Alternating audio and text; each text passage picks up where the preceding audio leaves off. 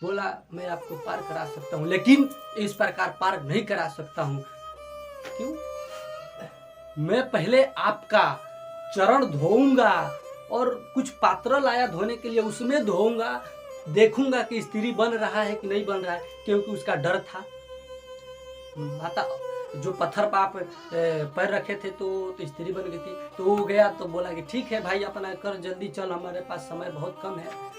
तो पैर रखा गया, पात्र कुछ लाया, पात्र लाया, राम भगवान भाई वो तो ज्यादा पुरुषोत्तम राम, और वो धोया और बोला कि धोया तो ठीक है, लेकिन वो अपने बच्चे बीबी जितने भी लोग थे सबको बुलाया और सबको पैर धुलवाया और बोला, पैर तो धुला गया और बोला कि अब बोले लक्ष्मण ले चलो। तो बोले कि ठीक है मैं आपको लेके चलता हूँ, लेकिन अगर पैर में माटी लगेगा तो फिर हमको धोना पड़ेगा, इसीलिए मैं आपको उठा के ले जाना चाहता हूँ। तो बोले लक्ष्मण बस, लक्ष्मण भाई अनंत शेष के अवतार, बस। तो बोले कि बस क्या करना है, तो अब चलिए फिर हम वहाँ पर धोएंगे। तो लक्ष्मण बोले कि आधा एक घंटा लगाने से ठीक है कि ले चल भाई। बोले ले गए, बैठाए और बैठाए। तो जब पार करा रहा था, जब नदी जो है वो पार करा रहा था, तो पार कराते कराते पार नहीं कराया, वहां वो घुमाने लगा, कम से कम 4-5 भावर घुमाया और लक्ष्मण को देखा नहीं गया। तो बोले ये तुम क्या कर रहे हो? तो बोले कि मैं घुमा रहा हूं। बोले क्यों? मैं तो क्योंकि मैं तो 4-5 चक्कर में ही आप लोग परेशान हो गए, ये बात बताइए। और ये मनुष्य जो है 84 लाख योनि भ्रमण करने के बाद एक मानुष का तन मिलता है। 84 लाख योनि। देखिए मैं देखा एक वीडियो आया था कि मंदिर, काली माई का जो मंदिर होता है वहाँ हिंसा हो रहा था, कटिंग मतलब काट कि जानवर को काटा जा रहा था। ये 4 वेद है, 18 पुराण है, आप जाकर देखिए, पढ़िए। सुना पर विश्वास नहीं करना चाहिए। आप भगवत गीता पढ़े हैं? नहीं। वेद पढ़े हैं? नहीं। रामचरितमानस पढ़े? नहीं। तो फिर कहाँ से देख लिए कि भाई काली माई आपका वो जीव का हत्या लेके बहुत खुश होगी? कितना तड़प के मर रहा है बेचारा, ये तो देखिए। ये सब अन्याय है। ये कई शास्त्र, कोई वेद, कोई पुराण में नहीं लिखा है। आपको ये होना चाहिए कि मैं पाप कर रहा हूं, क्योंकि जीव अहिंसा ये पाप है। जीव को हत्या करना ये पाप है। ये सिर्फ जवान के स्विष्ट के लिए है, और यही जवान के कारण हम लोग नर्क में जा रहे हैं, अच्छे खाना खा रहे हैं।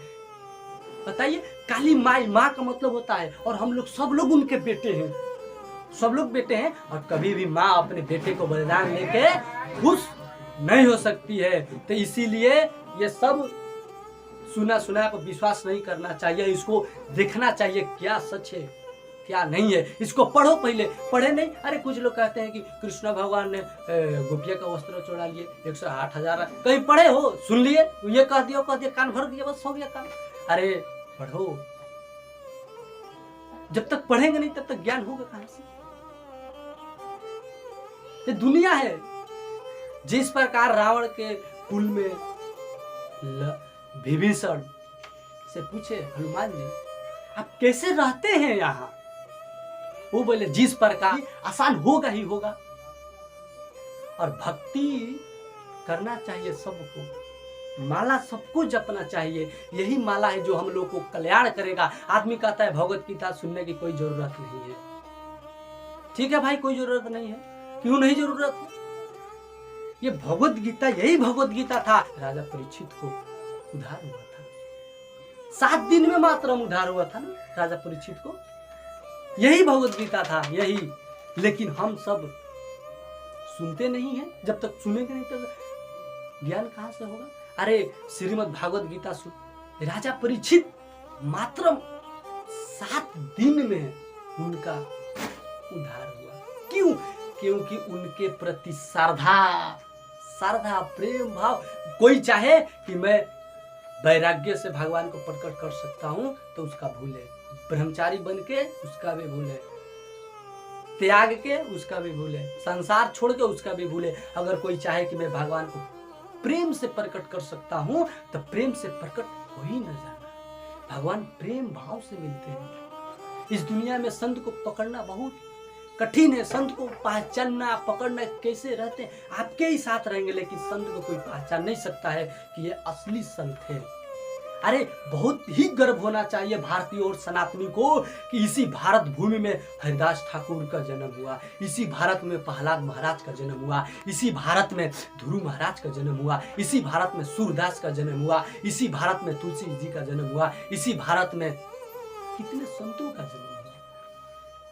कभी सुने पढ़े नहीं और उल्टा बोल देते हैं साधु संत के बारे में, ऐसे हैं वैसे हैं ऐसे। कोई कैसा हो, हमको भगवान के उपदेश के द्वारा चलना है, यही सत्य बात है। सुखी होना है कि नहीं होना है, हंसना है या न हंसना है, ये आपके ऊपर चॉइस है। एक मेढक था और वो थोड़ा बरियार मेढक था और सारे मेढकों को इकट्ठा किया। उसमें का वो बोला जो पहाड़ चढ़ जाएगा उसको कुछ दिया जाएगा। मेढक बोला ठीक है।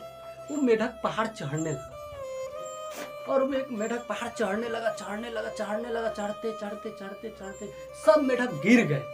जब सब मेढक गिर गए तो एक पहाड़ पर चढ़ने लगा और चढ़ते, और सब मेढक पीछे से चिल्ला रहे हैं, ये गिर जाओगे मत चढ़ो, गिर जाओगे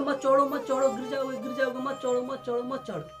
लेकिन वो चढ़ते चढ़ गया और बैठ के देखा नीचे, अरे सब लोग नीचे। फिर वो उतरा, उसको मिला जो मिलना था, लेकिन वो क्यों चढ़ गया तो कान से बहिरा था। क्योंकि ये संसार में अगर आप आगे जाना चाहते हो तो लोग खींचेंगे, लेकिन कान बंद करो और अपना लक्ष्य पर ध्यान दो। चाणक्य के पंडित अपनी नीति में बोल रहे हैं कि तब तक पीछे मुड़ के मत देखो जब तक तुम्हारे लक्ष्य की प्राप्ति नहीं हो जाती। ये संसार है, ये केकड़ा की तरह संसार है। बाल्टी में सारे केकड़ा धरो और उसके बाद एक केकड़ा निकलेगा घिस देगा। तुमको निकलना है तो परमाणु गुरु के शरण में समर्पण हो जाना चाहिए। देखिए माया से निकलना हर जीवात्मा की बात नहीं है। भक्ति करना कोई बच्चों का खेल नहीं, तेल निकल जाता है अच्छों का। ना गोलियों की बौछार से, ना तलवारों की धार से, और भक्त सिर्फ डरता है तो माया की चाल से। माया बहुत डेंजर है। माया इज द वेरी डेंजरस। माया इतना डेंजर है कि आदमी को, एक बार अर्जुन को मोह हो गया।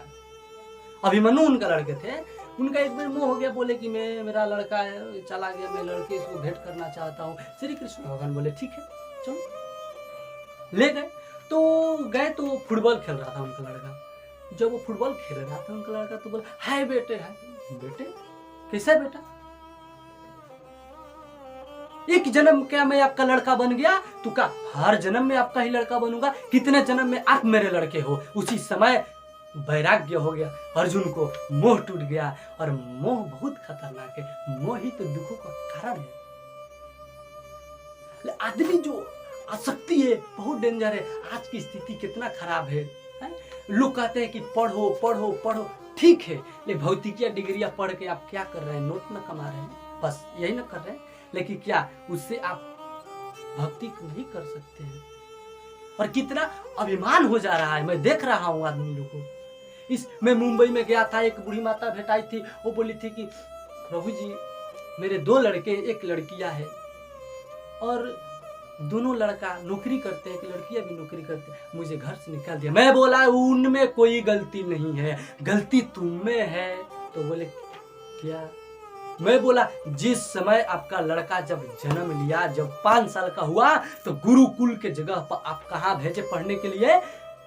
स्कूल में। लेकिन उसको रामचरितमानस भगवत गीता नहीं दिए, क्या दिए? Math, biology, physics.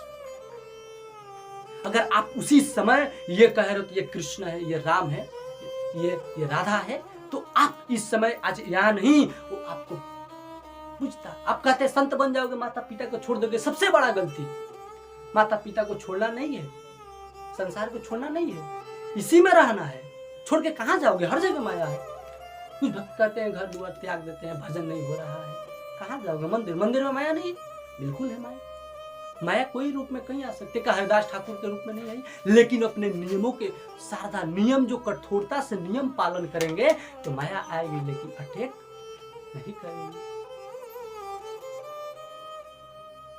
तो मैं बोला कि बहुत गर्व होता है ना, मेरा लड़का इंजीनियर है, मेरा लड़का आईएएस है, मेरा लड़का डीएम है, मेरा लड़का ये है, बहुत गर्व, सीना चौड़ा हो जाता है। जब वही लड़का जब आपको घर से बाहर निकाल देता है, चाहे उसका शादी हो जाता है, तो आप गांव में घूम के, शहरों में घूम के पड़ोसी से क्या कहते हैं, मेरे घर में तो चुड़ैल आई है। चुड़ैल नहीं आया, आपके घर में पहले से भूत था।